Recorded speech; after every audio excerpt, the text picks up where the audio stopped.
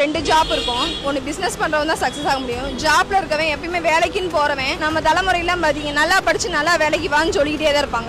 இருக்க ஜெனரேஷன் வரைக்கும் சொல்ற விஷயம் நல்லா படி நல்லா வேலைக்கு போ. வேலைக்கு போனா யாராவது சக்சஸ் அடைய முடியுமா? ஸ்டார்டிங்கே இவ்வளவுதான் பிக்ஸடா பண்ணி கொடுக்கறதா வேலைக்கு போறது. பிசினஸ் மார்க்கெட்டிங் அப்படிங்கிறது நம்ம எவ்வளவு வேணாலும் அச்சீவ் பண்றது. பெரிய பெரிய பிசினஸ் மேன்லாம் இருக்காங்க இல்லையா, பரம்பரையா பிசினஸ் பண்றாங்க. அவங்க வாழ்க்கையில எவ்வளவு தூரம் அவங்க 4-5 தலைமுறைனால அச்சீவ் பண்ணிக்கிற அளவுக்கு அவங்களுக்கு கீழே வர ஜெனரேஷனையும். ஆனா வேலைக்கு போறவங்க ஜெனரேஷன்ல இருக்கவங்க ஒரு தாத்தா வேலைக்கு போவாரு, அப்பா வேலைக்கு போவாரு, பிள்ளை வேலைக்கு போவாரு, வேற வேலைக்கு போவாரு. அவங்க வாழ்க்கையில சக்சஸே காண முடியாது. பணம் பற்றாக்குறை இல்லாம இருக்கணும் அப்படின்னா அதுக்கு சிறந்த வழி பிசினஸா தான் இருக்கும். வேலைக்கு போறது சரியா வராது. வேலைக்கு போறவங்க நிலைமை எல்லாம் 15,000ங்கிறதே அதிகம். அப்படி இருக்கப்ப ஃபேமிலியை ரன் பண்றதுக்கு பத்தாது. கவர்மெண்ட் 2020லயே 1 லட்சம் ரூபாய் சம்பளம் வாங்குறவன் மிடில் ஃபேமிலின்னு அறிவிச்சிருக்கப்ப இப்ப வரைக்கும் இப்ப இருக்க ஜெனரேஷன் வரைக்கும் டிகிரி முடிச்சவங்களும் சரி படிக்காதவங்களும் சரி ஸ்டார்டிங் 7,000 8,000 அதை விட்டா 5,000 அது தாண்டதே பெரிய விஷயமா இருக்கு. அப்படி இருக்கப்ப